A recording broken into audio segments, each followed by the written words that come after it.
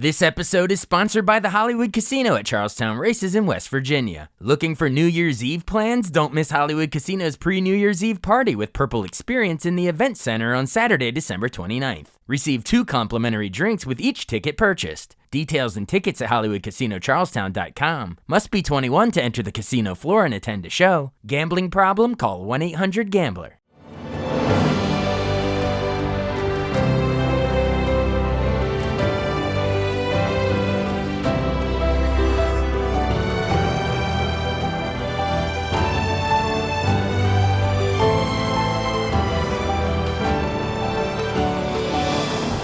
Welcome to the newest episode of Beyond the Fame with Jason Fraley. I'm your host, Jason Fraley, picking the brains of the top filmmakers, musicians, and artists of our time. Sesame Street Live hits Capital One Hall in Tysons, Virginia this Saturday if you've got family in town for Thanksgiving weekend. I met the cast of Sesame Street on the red carpet when they were honored at the 2019 Kennedy Center Honors to celebrate the show's 50th anniversary. You'll first hear Sonia Manzano, who played Maria for over 4 decades, followed by Abby and Cookie Monster surprising Pierce Brosnan. The letters of the day are K and C for Kennedy Center, obviously. Got the Muppets beside me.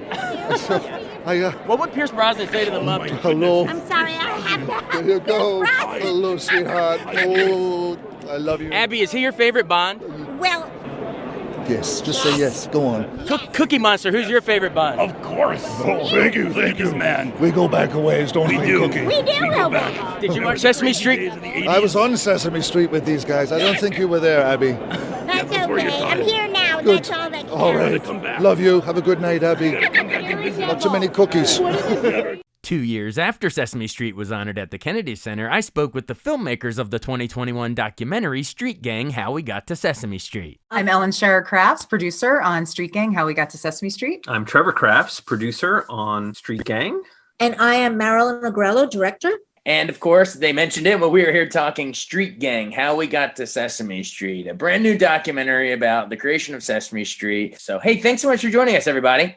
Oh, no worries. Thank you. Happy to be here. Sesame Street just celebrated a big anniversary, a couple of years ago, and then they got honored at the Kennedy Center Honors. Big Bird and Elmo, everyone at the Kennedy Center. But why do you think now the time is ripe? Why are we now looking back and appreciating everything that show's done? Well, I feel as though we're actually in a great moment to tell this story because we're in a similar place in our society to when Sesame Street debuted. People are becoming aware of certain things. There's a lot of protests and movements and race awareness and all the things that Sesame Street came out with in 1969 to help children of color in the inner city integrate with others and to present a world that people wanted to live in. I think it's a great moment to have right now. Yeah, and I to echo that, I also think that looking back on the origin story of Sesame Street and this group of individuals that came together with a shared purpose and intention to do good in the world, using creativity, good in the world for children, right? Using creativity in the new medium of television. It's such a positive and affirming message. And I know that I personally need lots of positive and affirming messages in my life these days.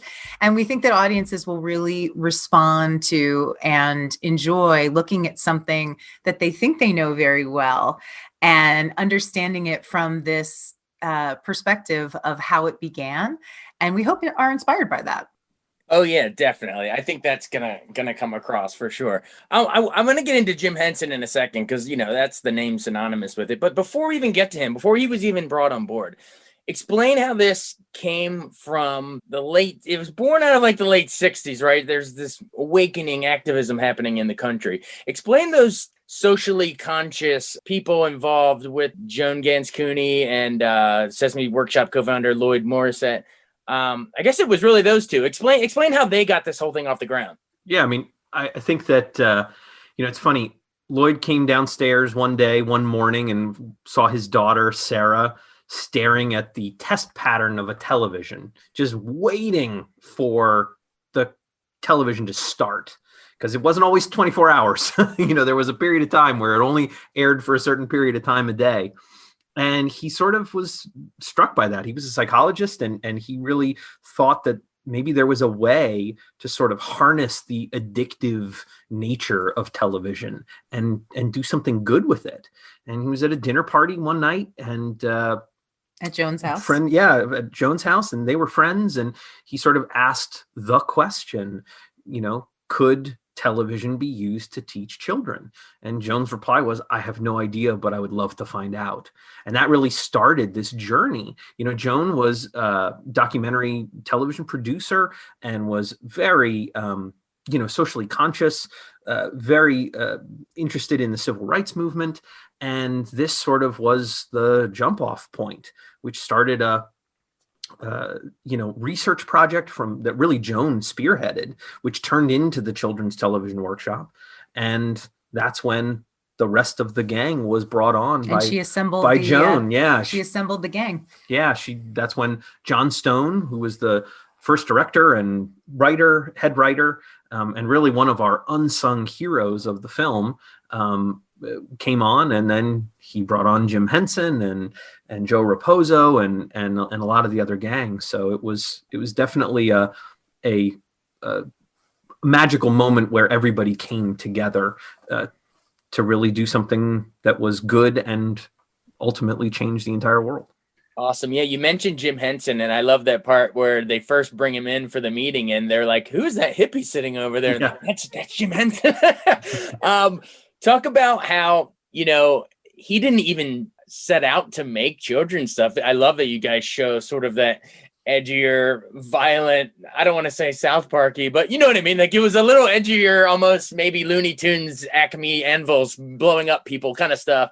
And then he shifted and embraced this entire children's thing. And by the way, a graduate of University of Maryland here in our area. There's a park bench with him and Kermit there that you can sit on, where he basically invented his own major. I mean, they were like, "Who's this puppets guy? Do your own thing, invent your own major," and boom, here we go. So, but yeah, speak to Henson a little bit, how pivotal he was. So we were thrilled, first of all, to be able to show this incredible footage of Sam and Friends, this 5-minute late night comedy show that he had, which was almost had a cult following. A lot of college students watched it, and it was so out there. And then when he became a commercial director, and I mean, in the late 50s and early 60s, you had coffee commercials with these Muppets beating each other up, and it was such a fresh take on everything.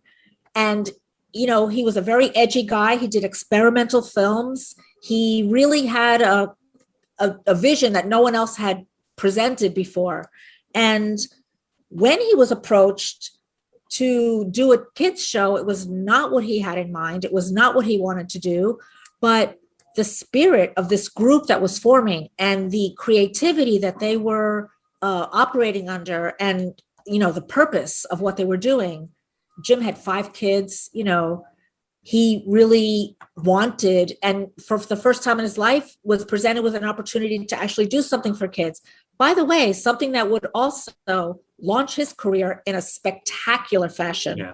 And it was a win for him. It was a win for all of them to acquire his talents on the show.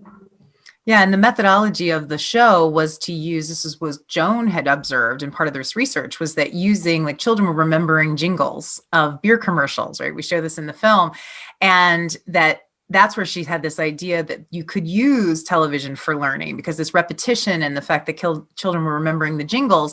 And this is what Jim was doing. He was doing commercials. He was the ad man. Yeah. So he loved this idea of using this Madison Avenue techniques, to do, to pull through the education. So it was just a wonderful synergy.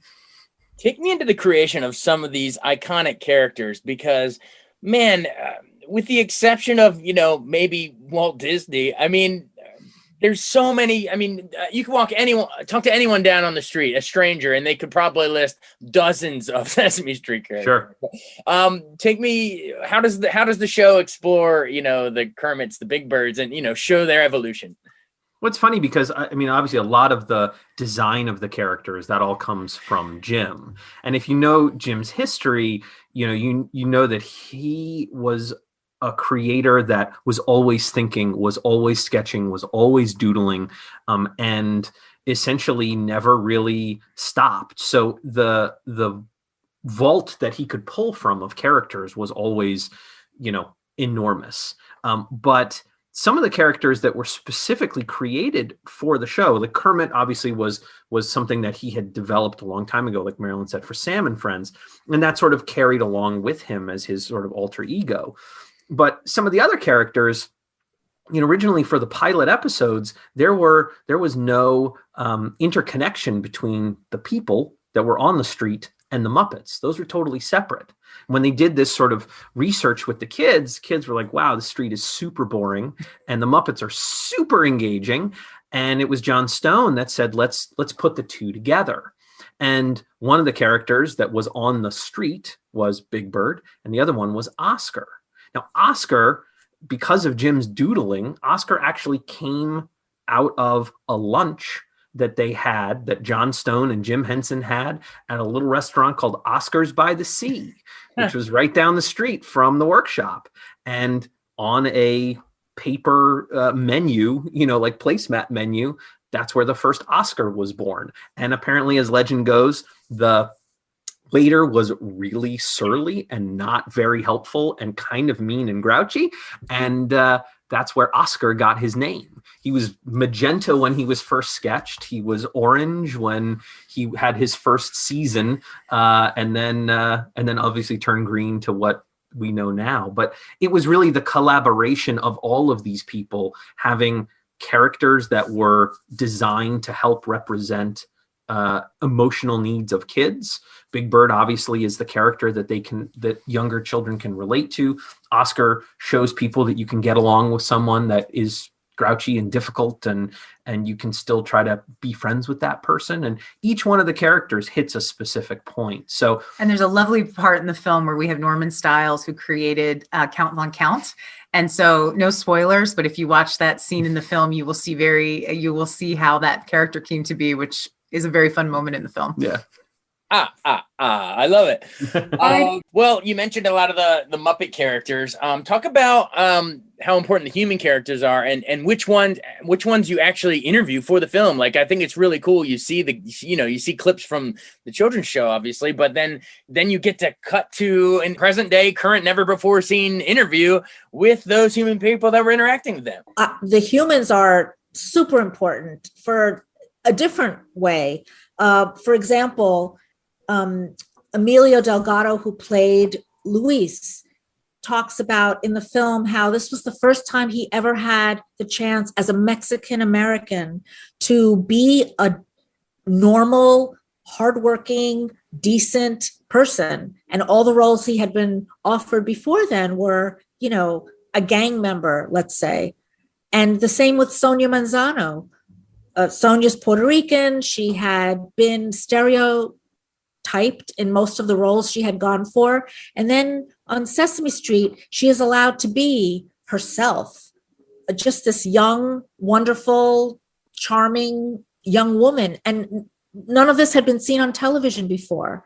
Gordon is a hardworking Black man who is in a very stable marriage, who they own the brownstone. This was a real sea change in how characters of color were presented to America and to children especially.